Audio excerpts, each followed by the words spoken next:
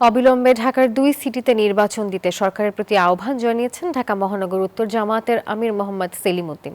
বিশ্ব পরিবেশ দিবস উপলক্ষে শুক্রবার মহাখালীর টিএনটি মাঠে প্লাস্টিকের বোতল জমা দিয়ে গাছের চারা গ্রহণ কর্মসূচিতে প্রধান অতিথির বক্তব্য রাখেন তিনি। আর সেখানে বলেছেন, আগামী সিটি নির্বাচনে কারচুপির চেষ্টা হলে কঠোর আন্দোলন করা হবে।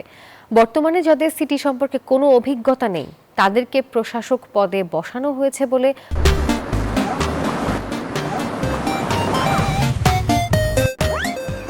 অভিযোগ করেন।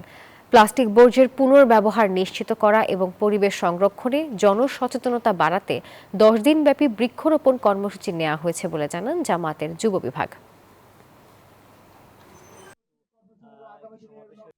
ঢাকার মানুষ আমরা পরিবেশের কারণে আমাদের পরিবেশ দূষণ হচ্ছে, আমরা এখানে নানা অসুখ বিসুখের মধ্যে আমরা পড়ে যাচ্ছি।